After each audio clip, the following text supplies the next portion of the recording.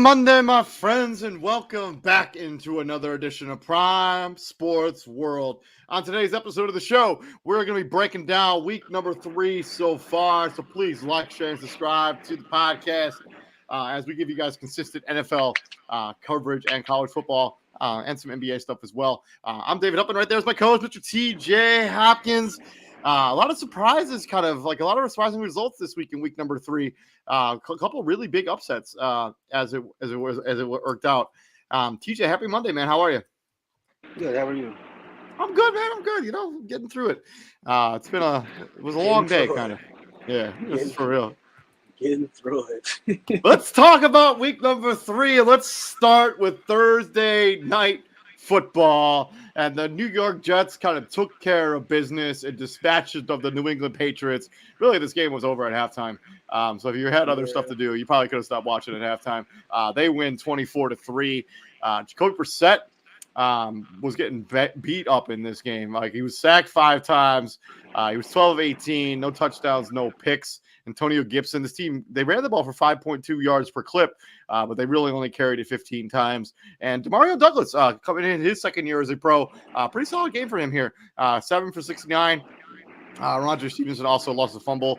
On the other side of this equation, the Aaron Rodgers-led New York Jets just kind of cooked on offense here. 27-35, 281 yards and 2 touchdowns.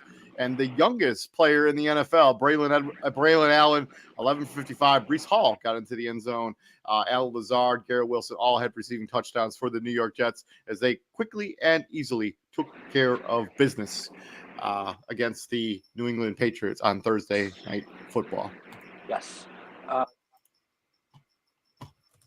With Aaron Rodgers at the helm, that this is kind of what we've been asking for. We've been looking for that dominant win. Because like they won last week, but like we said, like it wasn't impressive. Yeah. This is kind of the win that we were waiting on. Like New England couldn't get anything going. 5 yards of carry, but they only carried the ball. Yeah, that's not a recipe for winning. Aaron Rodgers has 480 some odd career passing touchdowns. His touchdown pass to Garrett Wilson was his first touchdown to a receiver drafted in the first round in his entire career. Man, that's a crazy stat. But yeah, I mean, the Jets took care of business. I mean, I don't know what else really we have to say. Let's just swing right in from there. Let's talk about Sunday. We're going to start with the Giants and the Cleveland Browns, as this is one of the more shocking results of the weekend. The New York Giants, after they fumbled the opening kickoff and give up a touchdown to Amari Cooper at the first, under 2 minutes in this game, I think it was the first 2 plays of the game, the Giants went on to score the next 21 straight points, and they did not score in halftime. But Christian's New York Football Giants, they took care of business against Cleveland. This is in the dog pound. They win 21-15. Daniel Jones, 24 of 34, 2 touchdowns. Devin Singletary had a rushing touchdown. Malik Neighbors looks like the real deal. 8 for 78 and 2 touchdowns for him in this game. On the other side, Deshaun Watson, he wasn't bad, but he just wasn't all that good in this game either. He lost 2 fumbles. He did throw those 2 touchdowns. Jacoby drove him forward, 10 for 37. And Amari Cooper caught both touchdowns for the Browns as they tried to come back, but the Giants sealed the deal with the fumble there in the fourth quarter. They basically locked up the game. Then Devin Singletary got that run on 4th and whatever it was, and he took that out down to 1. And that was the end of the game. Yeah, probably pissed off a lot of people. Yeah. You already know. Yeah. Again, Cleveland, we can't take Cleveland. Everything we see from Cleveland right now is taken with a grain of salt because that man ain't in that backfield holding that rock. Right? And Nick Chubb is on the field, and they're playing like this, and they're losing like this with Nick Chubb on the field. Story. But as I was trying to tell Izzy with Jordan Love's contract, because you paid Deshaun Watson the money that you paid him, you overcome the absence of a Nick Chubb and whoever else you don't have. He's not doing that. He's coming up short. He's fumbling the ball. The Deshaun Watson that went 19-7 Deshaun Watson that people are waiting on. That's the Deshaun Watson that people are wanting to come. That would have won Rookie of the Year. The Deshaun Watson that gave Tom Brady and the Patriots everything they could handle. And y'all and people know the game I'm talking about. I just don't think that Deshaun Watson's ever going to walk through that door again. Like I That's just don't. and I just that was my don't, point. I That was just my don't next think he's point. that guy anymore. That was my next point. I think Cleveland has to come to terms with, hey, the guy we paid for. Right. Actually, this might be the guy we paid for, not the guy that he used to be. Yeah, On the new, I mean, for the Giants, I mean, this is a huge win. I mean, this is a massive one. Considering the first game of the season, they're booing Daniel Jones off the field. They're calling him Danny Pennies instead of Danny Dimes. And week 2 wasn't really any better. You lost to Washington without a team that didn't score a touchdown. They kicked 6 field 7 field goals, goals. 7 field goals or whatever that was, and then you come out this week and Daniel Jones looks like this is pro. Yeah. I could probably count on. I mean, you can always. Daniel Jones always seems to have a game here and there where he just. That's what I'm saying. Like we could probably count on one hand since he's been named. Well, maybe both hands by now, but since he's been the starter, that we said this is probably one of his best games as a pro. Like he's been there. Like he's been the starter for what 60, 67 games, something like that. Something like that, yeah. We could probably get to 10 games out of 67 where we're like, hey, that's the Daniel Jones that was drafted top 5. But yeah. Hey, they need and Malik Neighbors, coming up on. Welcome to the league, bro. 100%. Moving on from there, we got a bit of a revenge game, although Malik Willis had nothing but nice thing to say about how he was treated during his time in Tennessee. But he's no longer there. He's now the starting quarterback of the Green Bay Packers as they went into Nissan Stadium and beat the Titans 30-14. Matt LaFleur may be one of the best play callers in the NFL. Like he understands what his players do well, and he puts them in scenarios where they're going to be successful. Malik Willis, 13 of 19, 202 yards and a touchdown. He also had a rushing touchdown in this game. And Emmanuel Wilson, the backup running back, I guess he was technically the starter in this game because they kind of split carries evenly with Josh Jacobs. But Emmanuel Wilson gets the lone receiving touchdown in this game. On the other side, Will Levis continues to have these head-scratching turnovers. 3 total turnovers in this game. 26 of 34, 2 touchdowns, 2 picks. He also had a fumble. Tony Pollard, 6 of 14. They only ran the ball 11 times in this game. I know they were down, but no reason to really abandon the run like this. So even though they did get down 17-7 after the first quarter, and basically that's all she wrote. DeAndre Hopkins had a man's touchdown in this game, by the way, 6 of 73 and a touchdown. Like a man's touchdown is an understatement. Again, I was talking to he's a Packers fan, and I was telling him like, hey, the Titans are. I said it last week. They're a good roster with a bad quarterback, and Malik Willis, he has no choice but to say nice things about his time in Tennessee because we ain't finna sit here and act like he lit the world on fire while he was there. You played you play better. You're still there. That's null and void. Like the fact that you were on the roster and they had to go out and get a Josh Dobbs to come in and play games says more about you, right? So be fair. So all the Titans fans or whatever saying, look at Malik Willis and what he's doing there. Well, y'all couldn't wait for Malik Willis to get out, and that's gonna be my next point for the next game. Will Levis, dude, you are single-handedly killing your team. It's true. It's just some baffling interceptions and it's unreal. Like the decision making. But you see the talent. Like you see the talent. Like that touchdown pass he threw to DeAndre Hopkins. Like only DeAndre Hopkins could have caught that. It was perfect placement on that touchdown pass.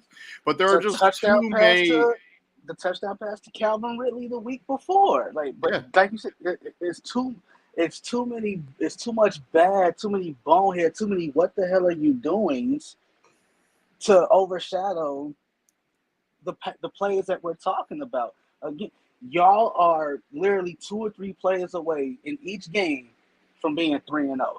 Yep.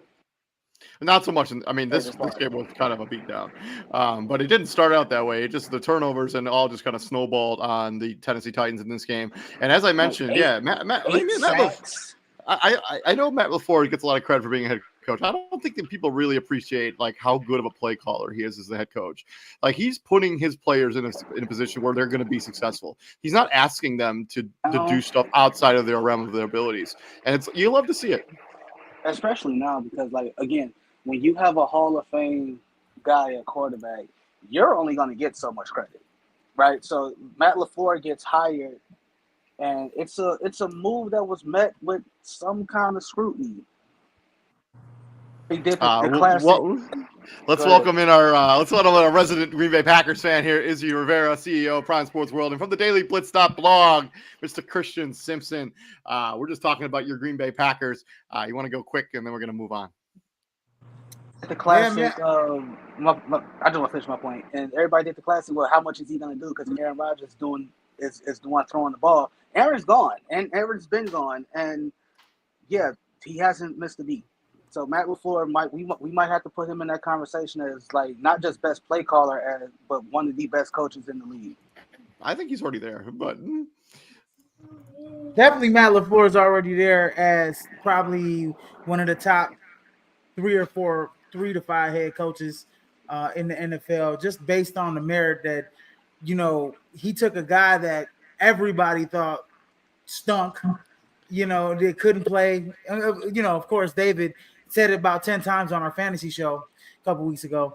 But he basically took a guy and made a game plan and did what he's supposed to do. Got a couple wins. I was really impressed with the defense. 8 sacks on the day on Will Levis. The pick 6 by Jair Alexander. If that defense continues to play and progress like the way they've been playing so far this season, with Jordan Love coming back, and we know what the offense can look like with Jordan Love when all cylinders are going, this Packers team could be very dangerous when it comes down to the rest of the season. But I just want to give a shout out Malik Willis, man. I mean, revenge is a dish best served cold. And that's basically what he gave the Tennessee Titans. You missed my point earlier. Like, there's no revenge if you just play well when you're in Tennessee. You said there's no what? Oh, there's no revenge? If you play well in Tennessee. And also, it wasn't really treated as a revenge game. I mean, Malik Willis came out and said I thought it was positive things about the Titans afterwards. He can say that. He can say that all he wants, but did he want to be? I imagine. Did like a lot of Tennessee fans, a lot of people think that they just gave Will Levis that job instead of Will Levis beating out Malik Willis in preseason, which Malik Willis outplayed a lot of guys. And I mean, look, let's look at it as this: they threw him out. This was his last little chance in Green Bay, and in 2 games. I mean, next year if Jordan Love comes back for the Vikings next game. Hey, next year, Malik Willis is getting some looks, and he'll be on the NFL roster competing for a starting job. No, he won't. Next season. Yes, he will. Yes, he will. Yes, he will. He played well enough. He's played well enough to get that merit. He's a backup. He's going to be a backup. Moving on. Christian, you want to weigh in real quick? Says the guy that said he was terrible and that they were going to lose 2 games, but they won 2 games.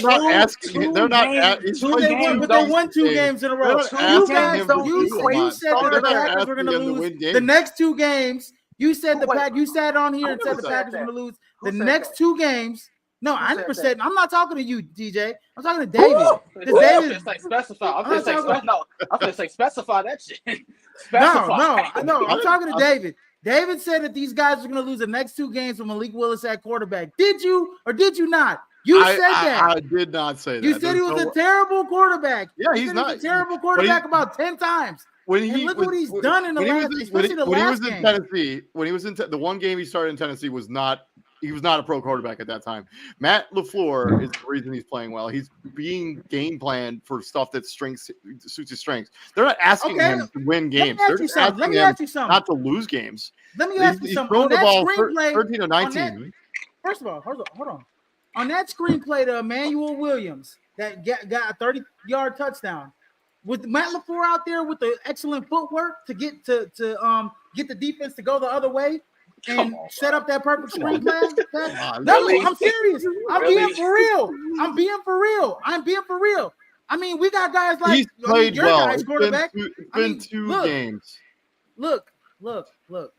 There's a lot of quarterbacks that haven't showed that progression where they can sell a fake and a screen pass the other way. There's a lot of quarterbacks in the league that can't sell that, right? And so he's progressed. I mean, yeah, Martin LaFleur has put him in a position to succeed.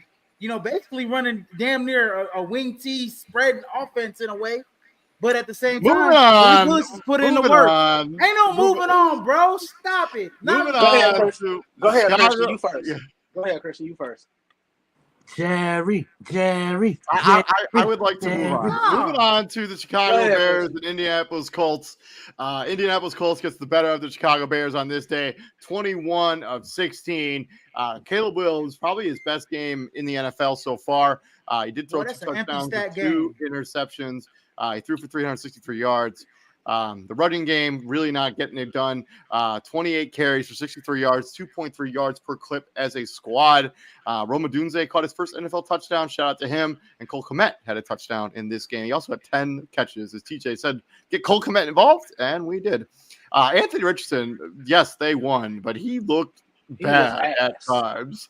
10 of 20 for 167 yards, 2 interceptions, including I'm not sure what he was looking at on that pick in the red zone, in the end zone. And then Trey Sermon and Jonathan Taylor had the rushing touchdowns for the Colts as they win this game 21-16. I'm about to break y'all team down real quick. Go ahead, Christian. No, but Christian, go ahead, Christian. No, let Christian go ahead, Christian.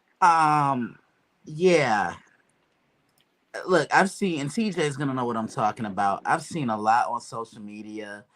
Like Bears fans, they're the funniest fan base in all of the NFL. No disrespect to you and David, TJ, but you guys see it for what it is. But Bears fans are so in disarray.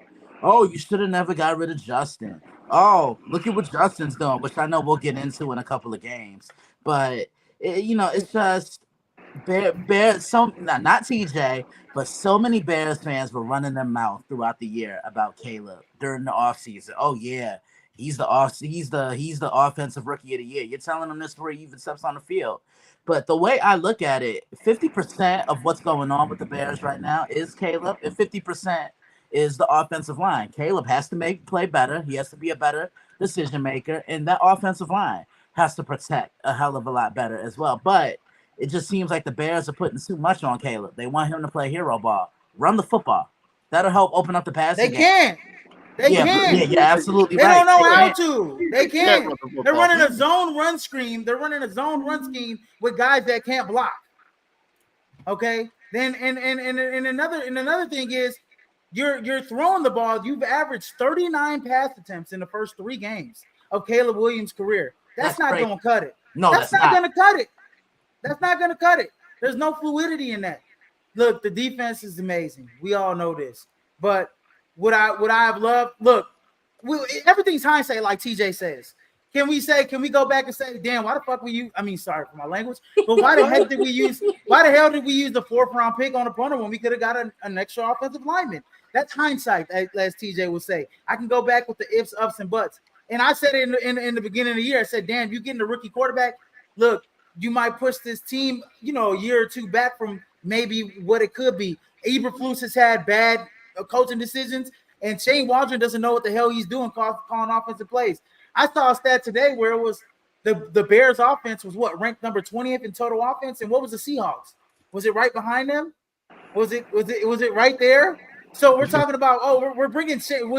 I think the Bears were 20th, the Seahawks were like 21st, something like that.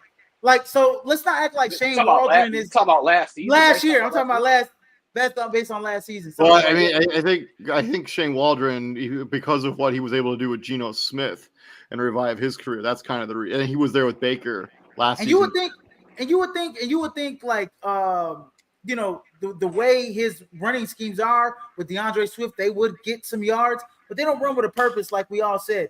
They're running just to set up the pass, and it's like we need to run They don't to block. actually get into. There's we no need to block. run. It's They don't very block. difficult to run the football if you're not going to block They anyone. don't- Right, don't we need block to with run purpose. to set our quarterback up in third and manageable situations, which they're not doing. And so, you have a lot of Bears fans are just, oh my God, we should have, like Christian said, we should have kept Justin Fields, we should have did this, but it's all hindsight. This is what you got to work with now. Positive note, I did like the second half. That kid Caleb Williams showed some grit. I did say this though. I will say this. I saw last season in the second half of USC season, we saw a lot of those kind of empty stats where it was 365 yards, 2 interceptions, 2 touchdowns, and no W. You know what I mean? And so what we need to do, we need to make football plays, winning football plays. We can't get the offense going too late. We got to get it going at the get-go, at the onset.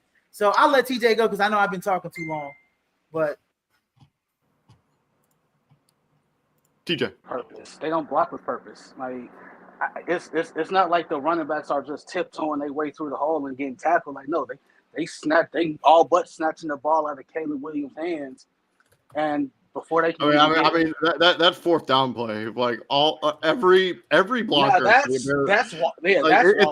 It's bad play calling, but like every offensive lineman that got beat on that play. 4 out of the 5 ended up on the floor, and it's become a meme. It's become a meme. 4 out of the 5 ended up on the ground, and the one that didn't, the play wasn't even going his direction. So that's that. Hey, the one positive I did, well, a few positives I did see is one, no Nate Davis. I was so happy when I saw Nate Davis went in the starting lineup because that's what people have been asking for. 2, yeah, like again. Running into it's fourth. It's y'all. It's goal to go. You're on the 1. It's not just a Bears problem. It's a universal NFL problem. Guys, stop. If you run straight forward on first and goal and you don't go nowhere, second and goal and you don't go nowhere, third and goal and you don't go nowhere, why don't running backs jump over the top? Never understood that. All you got to do is take that ball full speed and literally just jump over people. It's not that hard. Walter Payton literally made a career out of doing it in that scenario. Just literally just jump over. They're making business decisions out here, TJ. Bro, all the ball got to do is break the plane. That's it. That's all. I love. But can I say something? One thing before you finish your thought. This is a game that the Bears offense, because this is an Indianapolis team, first of all, defensively, that could not stop the run at all. So this is a game where it's like you only average, what was it, 3 point? What was it, like less than 3, 2.3 in average?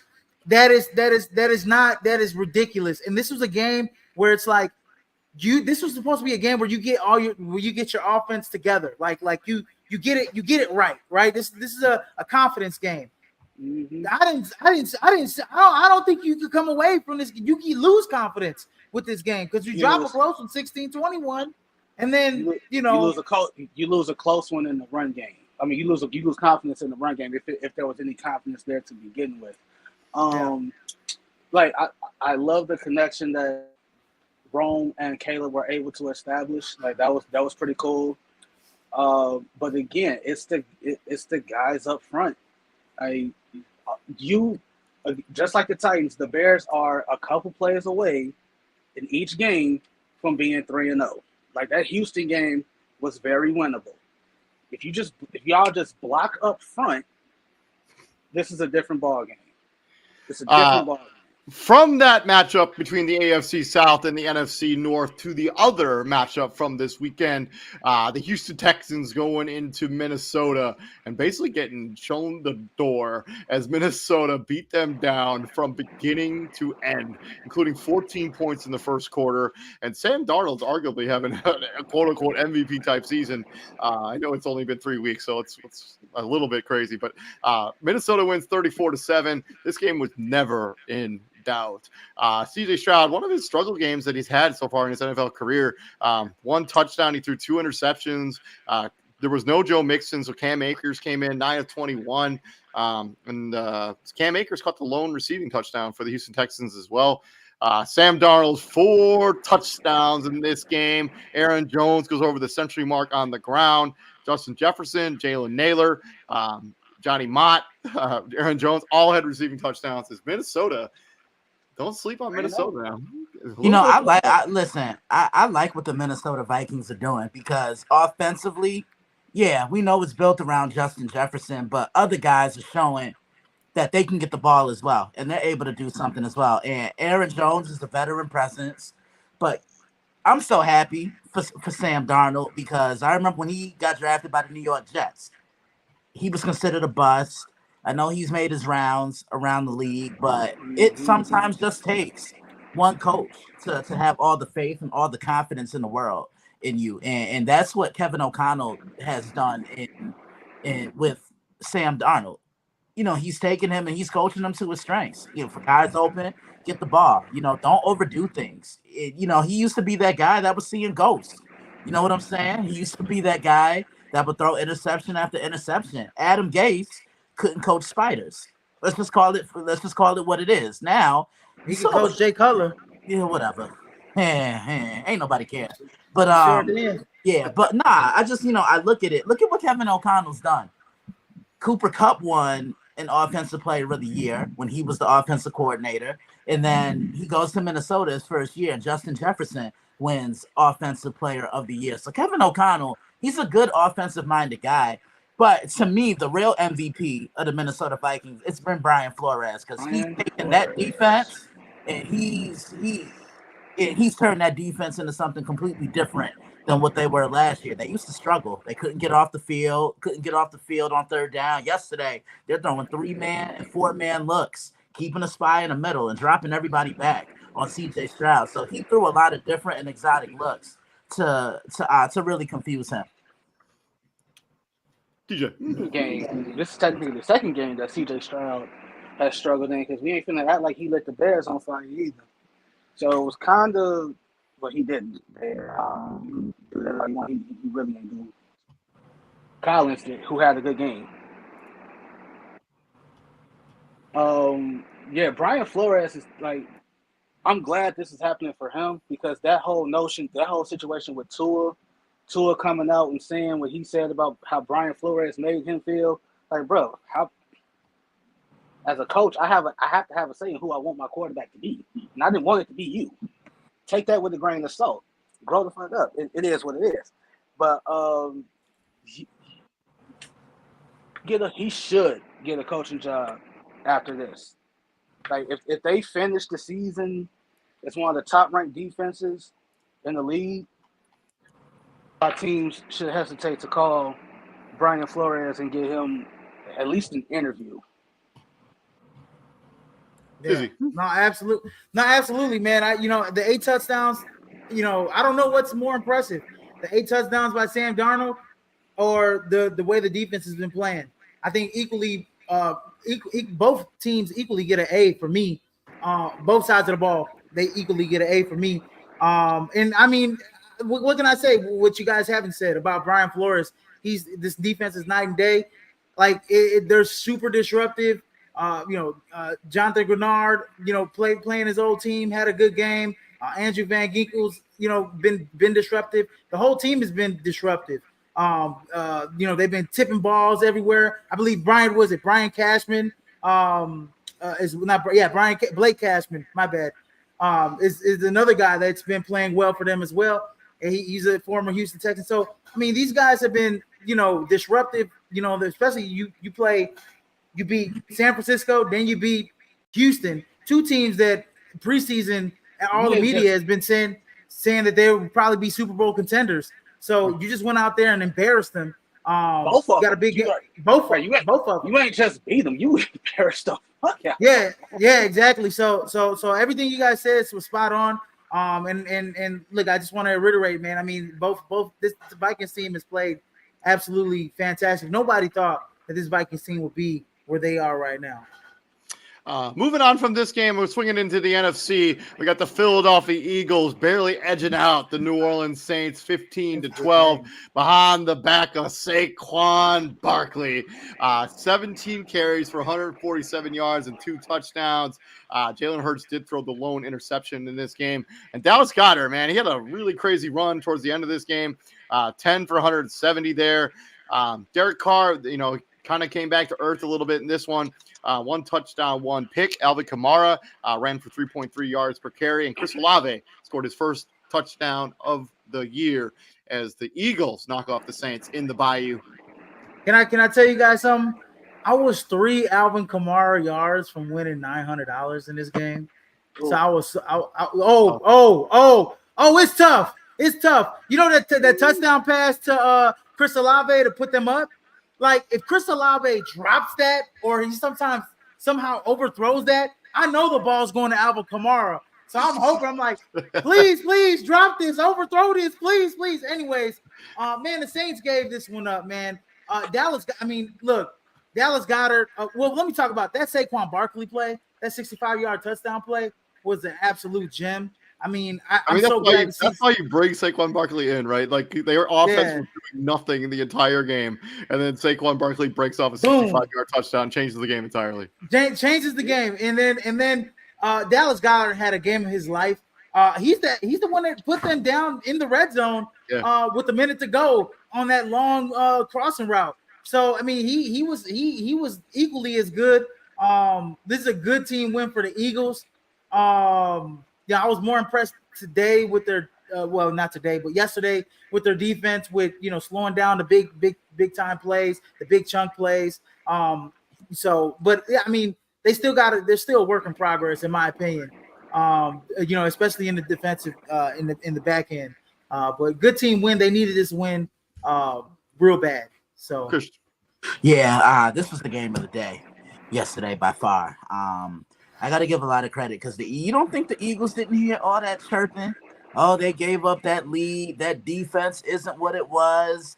And they neutralized the hottest offense in the National Football League in the first 2 weeks of the year, because the Saints scored 91 points in their first 2 games, 47 against Carolina. Well, that's a scrimmage. I mean, me and you could line up 7-on-7 against Carolina and put points up, but that's another topic off discussion off the radio. And then they put up 44 in Dallas. Izzy, I ain't wrong. I am not agreeing to that.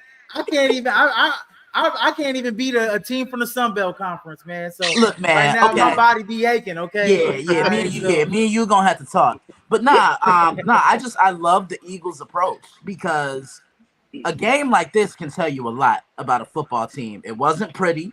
Yeah, there were times when they were punched in the mouth, but when they had to be better than the Saints, they did it. Put pressure on Derek Carr. They bottled up Alvin Kamara, and they kept everything underneath. They kept safeties high. They kept playing with 2 safeties high, man coverage. And offensively for the Eagles, until A.J. Brown comes back, you got to build this offense around Saquon Barkley, because when he touches the ball, good things happen. I don't care if A.J. Brown's there or not. You still build the offense around Saquon Barkley. Nah, but TJ, you gotta realize what I'm saying, though. From the passing perspective, A.J. Brown is their best threat. I agree. I want to see, even though Saquon Barkley had 4 receptions, only 9 yards, we've seen him in the past with the Giants. They included him a lot more in the screen game. There will be some possessions in this game where it's like Saquon Barkley just got the ball. This is 7 play in the possession. Like, no, Saquon Barkley needs to get the ball majority of the time. And then I don't know what Devontae Smith's looking like. He took a mean hit in this game to the back of the head. He got a concussion. And he was out, for the rest of the game, I believe. In this game. So, but go ahead, TJ. One of the games you previewed, correct? Yeah, it was. Did I not text you pissed off Saquon Barkley? You sure did. All right, thank you. Give you my flowers. I'll give you a bag of flour, but I won't give you no flowers. See, this is why we can't get ahead of people. Anyway, he always wants some credit or some respect. David, get your boy. First off, I am right a lot. David can attest to that. It's true. It's true. I am right a lot. So yeah, goddamn, give me my credit. Yeah, this was a lot of what you call it, bulletin board material for the Eagles. You lose a game in the fashion that you did to the Falcons. You got to hear for a week how same old Saquon, big game, big moment. He ain't no way around it. He dropped the pass again. He dropped that pass and he owned it. And the defense, like this was a textbook. Hey, this is why I hate prevent defense, because that happens. And yeah, and then you come out in this game against a Saints team where they scored on 15 of their first 16 offensive possessions, 91 points in the first 2 games, as Christian said, and then you hold them to 12. At the end of the day, what do I always say? Somebody got to give a damn. And the Eagles gave a whole hell of a lot. Hey, not today. They went into and this was in the dome. This was in the Superdome. It was in the Bayou. Like, yeah. Swinging up from that matchup, we're going to talk about the Chargers and the Steelers. Steelers double up the Chargers 20-10. Justin Herbert was banged up in this game and did not finish it. I'm not really sure what his injury was because they never really said on Red Zone. It's a high ankle. It's a high ankle sprain. He had a high ankle. Yeah, he had a high ankle sprain coming into the game, so he just re-aggravated it. I mean, he looked like he could. I don't know. Maybe I'm not 100% sure. Maybe he just didn't want to deal with this defense any longer for the Pittsburgh Steelers because this defense was humming. 5 sacks of the quarterbacks for the Pittsburgh Steelers in this game. J.K. Dobbins, 15 of 44. Quentin Johnson, let's go. Another touchdown for the young man, 2 for 44. Justin Fields continues to show, hey, I'm the starting quarterback of the Pittsburgh Steelers, probably moving forward, even when Russell Wilson is healthy, if he is not already. 1 touchdown, 1 pick, including a beautiful touchdown to Calvin Austin. And then Justin Fields had the lone rushing touchdown for the Pittsburgh Steelers as they come out with a victory, 20-10. Can I go first? Go for it. Absolutely. First take every day. Well, every night when I'm at work because I'm asleep. Most of the time I'm asleep when they're on in the morning, right? So I don't hear their takes until literally 10 o'clock at night. And Stephen A. swears up and down he's a Steelers fan, but his handling of this situation leads me to think otherwise because he's not like the Steelers are winning, yeah. But according to him, it's not impressive how they're winning. I thought at the end of the day, the name of the game is fucking winning, right? Hey, so read what was his numbers, Fields? What was it, 245, a touchdown and a pick? Hold on. I clicked off. Yeah, and he had a rush. 25 of 32, 240 yards, and then 1 touchdown and 1 interception. And he had a rushing touchdown. And he had a rushing touchdown. Yeah. So his pick was like tip ball at the line. Yeah, it was a really strange play. Like yeah. And Caleb Williams had one of those picks too, like where it hit Roma Dunze's hands and they just this hit like somebody's helmet and like shot. Yeah, at the line. Yeah, at the line. It hit somebody's helmet and bounced up in the air. Yeah. A tip pass is a tip pass. I don't care how you I know. Qualify it. But at the end of the day, just Fields is doing what the hell he's supposed to do. Now, granted, to Christian's point, when comparing the two quarterbacks, Williams to Fields, ain't one of them in year 4? Yeah. I look at it as it's all about the system and the organization and what's around you. I think the Pittsburgh Steelers have a better foundation. They have a better foundation. I mean, Mike Tomlin is probably one of the best, if not the best coach in the NFL left. Outside of before Belichick's gone now, but Mike Tomlin's probably the best coach in the league. It probably go Andy Reid, Kyle Shanahan. Yep, Andy Reid, Kyle Shanahan, Mike Tomlin. Somewhere. That's McDermott. He's top 5 coach. But I mean, when you have a a system around you that fits you. And now they're, with Justin Fields, they're starting to run it. I mean, he's progressed tremendously as a quarterback. I mean, he's gotten better this season as a quarterback, and you could just tell his reads, the way he's looking off, the defense, the way he's, calling, better protection on blitzes. You could tell that he's learning the nuances as a quarterback, and something that I you didn't see in Chicago, where they didn't. I don't know. This is what we talk about with quarterbacks in Chicago. We don't know who the hell is developing these guys, and so he's in the right situation, and this is one of the best running teams in the league. I mean, Najee Harris is running the ball. He looks healthy. Jalen Warren. Plus him. Jalen Warren didn't only have 3 carries, but he's a viable a change of pace back. I mean, you got guys like George Pickens, who's a hell of a wide receiver, young wide receiver. If he could stop, making some dumb plays, penalty plays, he'll be up there with someone like Nico Collins in them, 100 yards a game. You know what I'm saying? Like, before I pass this off to Christian, like, it's defenses not like the past 5 years or so. Defenses didn't have to worry about the quarterback being a viable run threat, right? Mitch Trubisky could run, but we ain't finna sit here and act like Matt Canada was calling design run plays for Mitch Trubisky. Like that also plays a role in it. Matt Canada out. Thing. Yeah, Matt Canada out. What's his Arthur name? Smith. Arthur Smith in. Yeah, Arthur Smith is perfect. His offense perfect. I mean, it's the Cam Newton thing. Like, do you see? Like, he'll run when he needs to. I watched some Pittsburgh Steelers games. Like, in the red zone, though, like, I mean, he only had 6 carries. In the red zone, he's a threat. I mean, let's call it like it is. I mean, this team is scary. Bro, this team is very scary because the defense is a top 3 defense. Right, this is the first viable run threat they've had since Big Ben was in his prime, and even then, you weren't asking Big Ben to scramble. You just knew that Big Ben could, and he would be tough to bring down because he was 6'5", 250.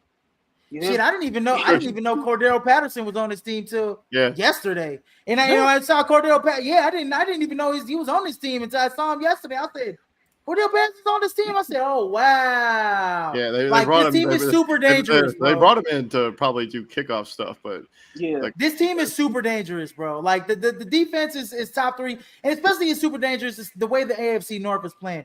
Baltimore can't get their head out their butt. Cleveland looks terrible. And Cincinnati can't stop the run. So, Christian, before we move on, yesterday was the best I've ever seen Justin Fields look on an NFL field. I mean, he was in control. He had command of the offense, and he did what was asked of him. The wheels just fell off the vehicle for the Chargers when Justin Herbert got down, because I can honestly sit here and say, if Justin Herbert doesn't go down, I think the Chargers win this football game. Now, fair question. What? If this is Russ, are they still 3-0? I have no way. I don't know. I don't know. And the big question is, hey man, I'm sorry, Russ. We paid, we gave you that 1-year deal, whatever. You're better. I mean, Justin Fields you gonna have to sit on the deal too. Justin Fields, right. So, I mean, Justin's earned it. Justin's earned it. They look better. Yeah. I wouldn't want to digress and put it in the hands of Russell Wilson. I'm not doing that. Yeah, and and to piggyback off what Izzy said, I'm always a firm believer in sticking with the hand that's hot. And I don't care what happens with Russell Wilson. Y'all know my song. Y'all know my saying. His name is Russell. Last name Wilson. Enjoy your beautiful wife. Let's just do that. Moving on. Look, I can't say what I want to say, but what Izzy said. Moving on to the Denver Broncos, Tampa Bay Buccaneers. One of the more shocking results of the weekend is Denver put up 26 points on this Tampa Bay Buccaneers team. It's only 7 for Tampa Bay. Kudos to Bo Nix. You got your first NFL win. Also had your first game as a pro without a turnover. So 25, 36, 216 yards, no touchdowns, no picks. He also had a rushing touchdown in this game. Tyler Beatty. I think it's Batty, actually. I'm not sure how to pronounce that last name entirely. 9 of 70. Cortland Sutton, 7 for 68. Baker Mayfield, not a great day at the office as he was sacked 7 times. 25 of 33, 1 touchdown, 1 pick. Bucky Irving, it continues to be like the number one running back there in Tampa Bay, 9 of 70, and Chris Godwin caught a beautiful touchdown in this game, but it was basically in garbage time. I guess it was only Shout out to Chicago. Shout out to Hillcrest High School. But Denver basically won from wire to wire. This was not a game that was ever close. Tampa Bay just kind of laid a goose egg in this one. So we're really about to forget Sean Payton didn't know the Tampa Bay Buccaneers. I mean, all those years he spent in the NFC South, I think he knew a thing or two. I'm just saying. The Tampa Bay Buccaneers subreddit still refers to Sean Payton with a very derogatory term. It's very funny. So, anyways, okay, you're gonna have to tell us that term in the group chat because it's nothing super vulgar. Like it's just funny. I mean, look, man, the Broncos needed this is a big win for them, man. Young quarterback going to a hostile environment. The defense played well. I mean, shout out to the Denver Broncos. They needed this is a big win for them. I don't know what it's going to do and springboard them the rest of the season, but I'm very disappointed at how the Bucs played at home. That's all I got to say. I mean, this is a game where it's like we should be winning 27-7. I think they overlooked them 100%. Rookie quarterback came in there and smacked you in the mouth. They ran the ball and they smacked you in the mouth. And they got up early. I think it was 14-0 early, and they just couldn't. They couldn't come back from that. But I'm very disappointed at Tampa. I think it was 20 at one point. I call Tampa a Super Bowl contending team, and you guys can tell me that I'm wrong because after yesterday, no. I'm saying though, bro, they're not a No, I was agreeing with Izzy. I'm like, no, there's some validation to that point. Like Tampa, we ain't finished here. Like besides yesterday, Tampa ain't been playing good football since Baker got there. Like Jamar Chase, baby. Izzy saying Tampa is a Super Bowl contender, or at least can get there. Like that's very viable. We ain't that's viable. Like every NFC super team, quote unquote, has chinks in the armor.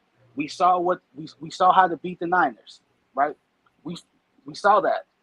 Dallas is Dallas. I don't have Dallas making it. Philly has chinks in the armor. The Tampa can get to the NFC Championship and to the Super Bowl.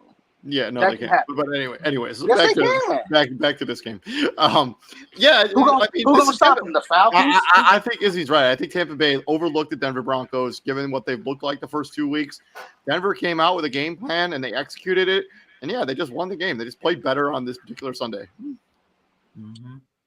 And goddamn it, if they lose this game, I mean, we start to talk about is Sean Payton the right fit in Denver type deal. We're having that conversation anyways, but anyways, right? Yeah. So it's just like, what the hell? Moving on from there, we'll talk about what a difference the quarterback play makes as the Carolina Panthers go into the Death Star and they beat the Las Vegas Raiders 36-22. But don't let that final score fool you. This game was not even that close. It was not close. Andy Dalton got his first start. He also threw the first 300-yard passing game along with 3 touchdown game of the season. And we're in week 3. 319 yards, 3 touchdowns. Chuba Hubbard ran inspired, 5.4 yards per clip. Miles Sanders got his first touchdown of the season. Might be his first touchdown as a member of the Carolina Panthers after they paid him all that money. Yes, it's either his first or second touchdown. It's not a lot. It's not a lot. Deontay Johnson, Chuba Hubbard, Adam Thielen caught touchdowns in this game. Hopefully Adam Thielen's not seriously injured. Did not look good on that touchdown catch that he had in this game. Gardner Minshew was Gardner Minshew in this game. 1 touchdown, 1 pick. Zamir White, 10-34. Alexander Mattison had the lone rushing touchdown. And Trey Tucker, one of those sneaky fantasy sleepers, if you play fantasy, 1 touchdown in this game. And Jacoby Myers had 1 touchdown. David, may I? David, oh, my God. David, can I? Because I got something I got to say. I really look. It's been. Oh yeah, go ahead, Christian. Go ahead. Are you gonna say what I was gonna say? Listen. It's been a hush, boy. Listen, it's been on my mental. It's been on my mental since last night, and I got to get this off my chest right now, and then I'll feel better. Really. So I know with this damn Raiders fan for the last 4 or 5 years. Because I know someone. His name is Key. Look, I ain't gonna shy away from it. I'm just gonna call him out. Okay. Yeah. And he yesterday wants to say, "Yep, I knew the Raiders were gonna lose. We had no plan for Andy Dalton." What you mean? Andy Dalton? What they said Andy Dalton was gonna play on Monday. That's hilarious. Man, David. Andy Dalton. They had no plan for Andy Dalton. That's interesting. Like he ain't been in the league forever. Like he hasn't been playing for 13 years. He's been playing Like, 10 for real, games. dog. What's that a plan for? Hey, see, Christian. Yeah, we was gonna say the same thing, bro. It's cool. Like, This is the thing that like, so you put Andy Dalton in this starting. Like, this Carolina Panthers team just played more motivated with Andy Dalton as the quarterback. They call it what it is. Like, they just like the offensive line seemed to block better without Bryce Young in there. I'm not sure what that says about the future for Bryce Young, which is probably, it doesn't say anything good about his future. This is a good win for Carolina. This is a really fumbled opportunity by the Las Vegas Raiders. It's a very bad loss for the Las Vegas Raiders. But more to the talking point that Christian brought up. And to your point, Dave, like we've now seen this in 3 games, right? Like with teams saying we should have kept this guy, we should have kept that guy, and now it's with the Carolina. Oh, maybe Bryce was the problem, bro. It's 1 game. Andy Dalton's gonna have a game where he misses throws, where he gets lit up at the line, where he makes a bad decision and it gets picked off, and so on and so forth. That's gonna come. It's gonna happen. Just give it time. This was just a bad plan by the Raiders, and Antonio Pierce, rightly so, called out the entire team when he spoke to the media, and I love it when coaches do that. The whole, that's supposed to be behind closed doors. No, the hell it shouldn't. You embarrass me in public. I'm gonna embarrass you in public. I want to know who he was talking about, though. He said some guys made business decisions, so we gonna make some business decisions too. We'll some see. guys getting cut.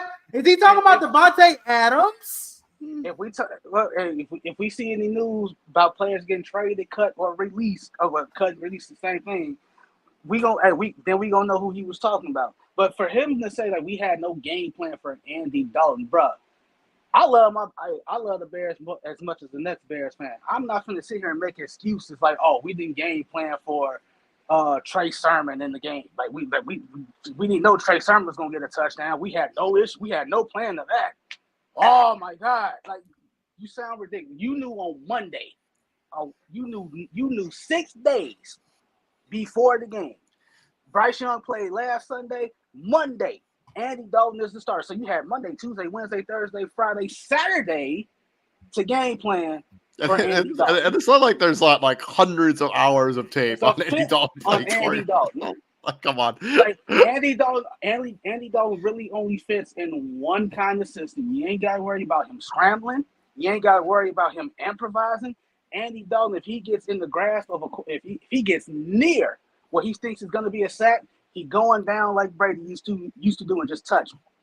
That's it. This was a bad loss by the Raiders. Moving on from this game, I was saying in the late afternoon window, Seattle Seahawks roughed up the Miami Dolphins with 6 sacks in this game as they won 24-3. Skylar Thompson and Tim Boyle both took snaps under center for the Miami Dolphins. Also, hopefully Skylar Thompson's doing well. I think he might have been a punctured lung or something of that nature. So hopefully he's doing okay after he took a sack and missed the rest of this. Got his first touchdown. Sorry, go ahead. Devon Achane, 11 of 30. Tyreek Hill, 3 of 40. Geno Smith, 1 touchdown, 2 interceptions. Zach Charbonnet got the start with Kenneth Walker being out. 22 touchdowns for this guy.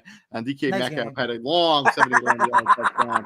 Next game, David. Yeah, moving on. Let's just move on.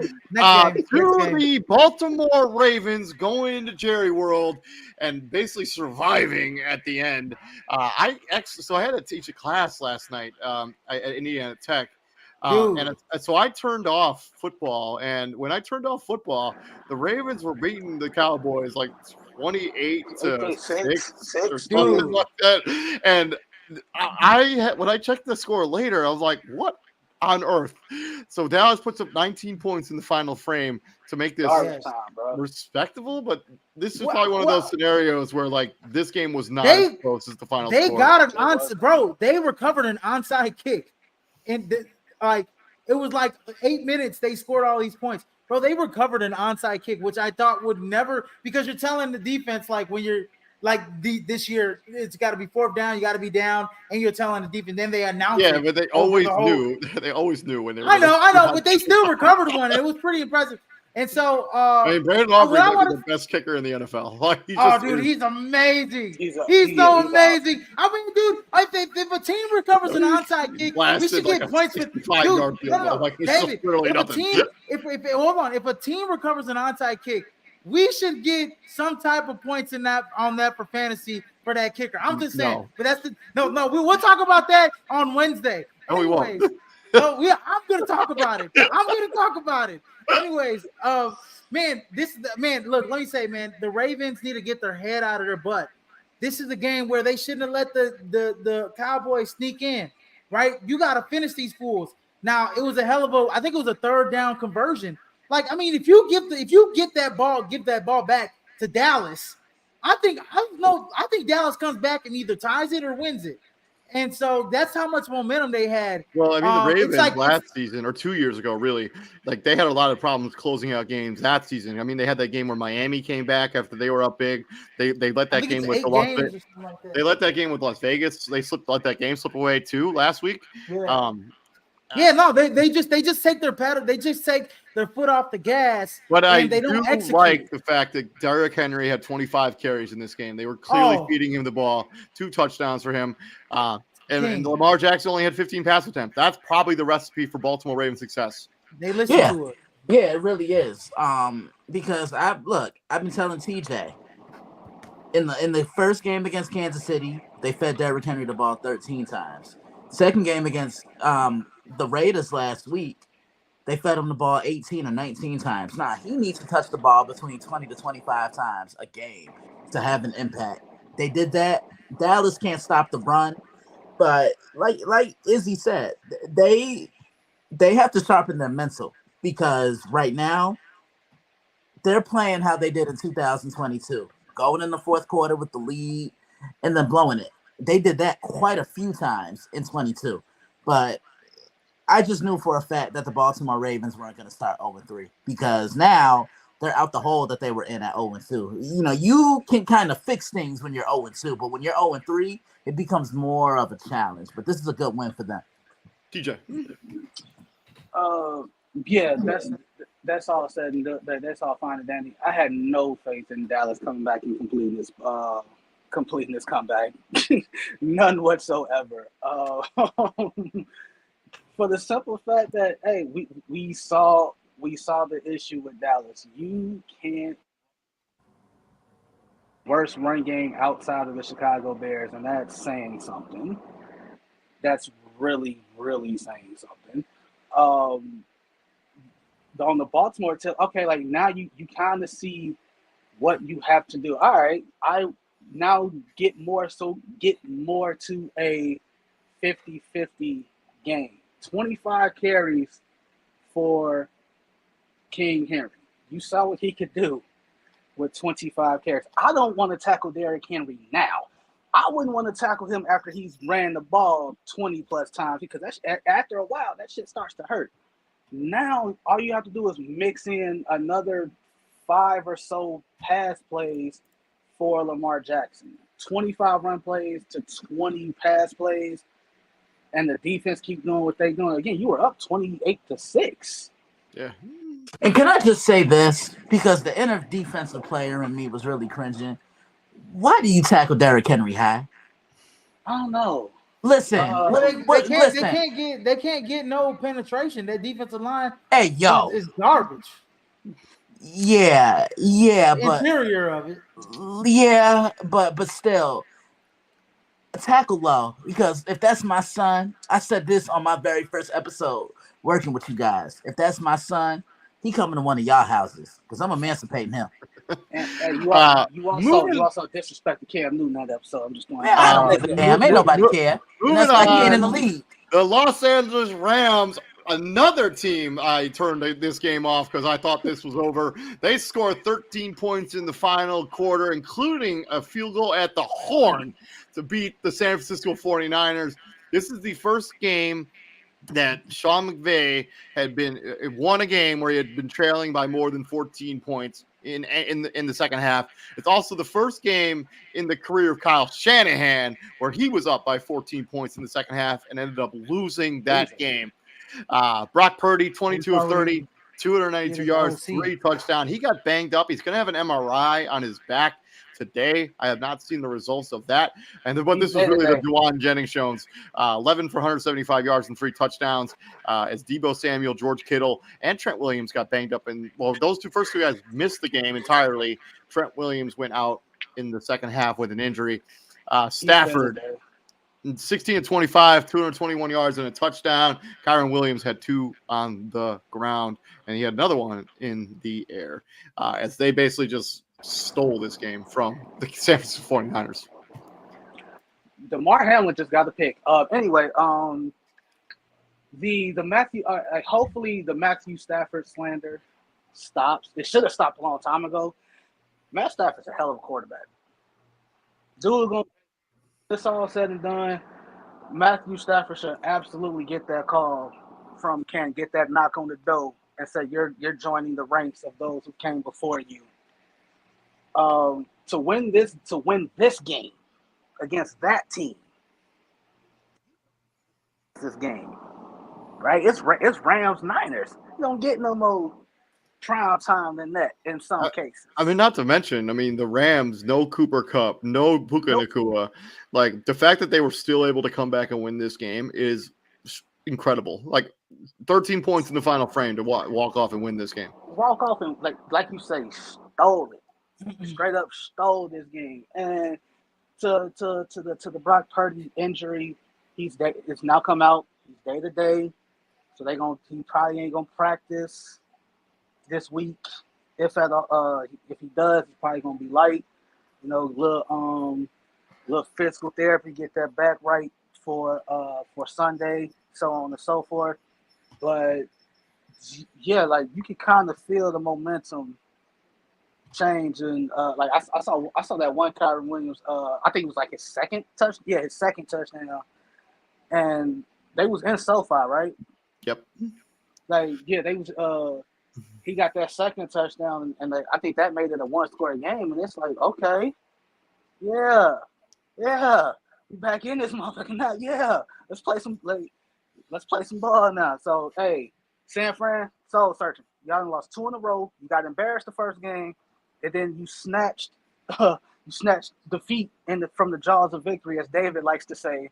And yeah, y'all done lost 2. When's the last time we said the Niners? When's the last time they lost 2 in a row? Last year? 2 years ago? They lost 3 in a row last year. Last year when Deebo Samuel was out. Deebo Samuel got hurt.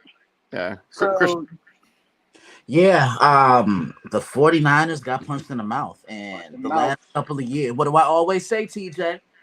Especially when it comes to them, the bully don't like don't like to get bullied. Plain and simple. It's about time the Rams beat them in the regular season because the 49ers just always seem. I think it was 10 straight. Yeah, 10 or 11 straight. I just saw the 49ers quit. They got complacent, and you can't get complacent. That's a word right there. Oh, wait. Oh, wait. The Niners quit. Oh, they did. Wait. They did. Yeah, they don't got that dog in them no more. Nah, they don't. They don't got that dog. Not no more, but they don't got that dog in them right now. Yeah. They don't got that dog in them right now. Yeah, look, and while Juwan Jennings had a hell of a game, but yeah, and while I'm here to do it, the new episode of Monday Evening Quarterback is out right now. Go check that out. Just got it. Is it go? Oh, well, on this game, like I said, look, the Niners don't got that dog in them like they had last year. They should have closed this game out, in the fourth quarter. That's winning time. That defense looks soft, and it's I don't know what it is. Maybe it's because they lose the momentum with all the injuries, and on the offensive side, offense isn't. Javon Hargrave now going to miss the rest of the season there in San Francisco as well. So yeah, I mean it's the injuries they'll get it back. I'm not worried about. I think the 49ers will get that edge back, but right now they don't have it. Right now they lost. It was a bad loss against Minnesota. This is a bad loss against the Rams. This is a game in which you guys circled that you guys should have probably won. When you look at the roster up and down, you're better than the Rams. The Rams are decimated by injuries, and they look like they were the better team. They were the hungrier team when it came down to it. And you can't, like I said, man, in the fourth quarter, you can't take your foot off the pedal. We talked about it with the Baltimore Ravens. Like you got to continue to put points on the board, and not just 3. I'm talking touchdowns. Moving on to the final game in the late afternoon window, Detroit Lions took care of the Arizona Cardinals fairly easily in the big toaster, 20-13. How nice was that hook and ladder play? Because I feel like it's the only thing that I even remotely care about with this game. Before we move on to St. Louis. But yeah, that hook and ladder play was beautiful. It's called East St. Louis. It's called East St. Louis. Moving on to the final. Big. This is big news out of this Lions Cardinals game. Frank Ragnow has a torn pectoral, so that's massive. Like for them to potentially not have him is huge going forward. And I know they listed him as day to day, but I'm not playing. I mean, if you have a torn pec, I'm not sure how you can play him. Like, I'm not risking. I'm making a decision for you. Like, bruh, I'm not playing. You're not playing on a torn pectoral. Partial or not, I don't care. You're sitting down and you're healing this thing. To the final game, Sunday Night Football. Kansas City Chiefs go into the Mercedes-Benz Superdome or whatever it's called, and they win the game 22-17. The stats are nice, but let's talk about towards the end of this game. The missed pass interference call, blatant. I don't know how you can be an NFL official and see that play and think, you know what? That's fair. That's legal. There's no penalty on that play. And it's plays like that one that are like the Kansas City Chiefs get different treatment when it comes to these plays. And it's getting to be a little bit ridiculous. Basically cost Atlanta the game. Matt shared it in the group chat. You got that same call a week ago. Yeah. And this one was more egregious because the DB wasn't facing the ball. He didn't even make a play on the ball. They're both PI. Like, and I know, like, there was a time that you used to be able to challenge PI. Not anymore. I mean, but that's a blatant call. Like, you cannot miss that call. And I kind of want to say, like, the NFL should take the book out of the UFL's playbook and, like, where all of these calls are reviewed by somebody who's not on the field. We can't have calls like this and we get this stuff wrong all the time. It just puts the product in question constantly. But like you said, it's one team. It's literally just one team who gets the benefit. Well, I mean, there are other games. There are others. There are others, but like I said a week ago, it's always. Why is it always them? Why is it always them?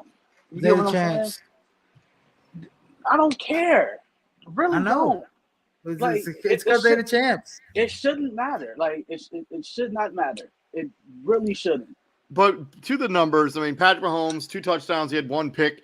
Carson Steele got the start, so kudos to him on getting your first start as an undrafted rookie. 17 for 72. Rasheed Rice continues to be just an awesome player so far this season. 12 of 110 and a touchdown. Juju Smith-Schuster, welcome back to Kansas City as you got into the end zone. Drake London had a touchdown. Bijan Robinson had a touchdown. Kirk Cousins had 1 touchdown and 1 interception. Real efficient. 20 of 29 as they fall short to the Chiefs. That Drake London touchdown, like Izzy, you said it when in the Bears Colts game, like how the hell they let Cole Kmet get that wide open? Bro, did you see how it was a hell of a play? Yeah. Man, that was a hell of a play, man. I mean, and that was Kirk Cousins. They confused the defense by moving Bijan Robinson out to the flat, and like it basically, so and him running basically a screen, wide receiver screen, and then all Drake London did was run like a wheel route. Yeah, that was a hell of a play. That was a hell of a play. And I also think this other conversation needs to be had about like if you're gonna go for it on 4th and inches, let's not run like outside runs. Yeah, run it in the middle. Like they have one of the best offensive lines of. I know the center got banged up in this game and he never returned, but you still have one of the better offensive lines. If you offensive line should be able to pick up an inch against this team. And you could say, we could say like that PI call kind of cost them the game, but they had an opportunity to drive down the length of the field and score a touchdown and they couldn't at the end. Mm-hmm. And look, hey man, the Chiefs defense, the at least the front seven. I mean, Nick Bolton had him a hell of a game. I Yes, mean, he did. he was He's was one of the most splitting the underrated gaps. linebackers in football. Man, Absolutely. he was splitting the gaps all night long, taking away the zone running game. Because Atlanta likes to run to the outside, on some finesse stuff with Bijan Robinson. Sometimes, I would like to see them run up the middle a lot more, like downhill a lot more, but that's just not their offensive run scheme. And man, those Chiefs linebackers are pretty solid, man, coming down the middle. And Chris Jones is a monster to deal with in the middle too. Not to cut you off, but that 4th and inches, I understand Bijan's your guy, but Bijan's also not that type of back. You have Man, give it to Tyler Algier. You don't get that ball to him. That's 230. That's 230, 245, somewhere in that range. Yeah. Get him the ball with a full head steam, get an inch. Yeah, Or throw the football. absolutely. I mean, you pay Kirk Cousins $40 million million a year. That's a throw.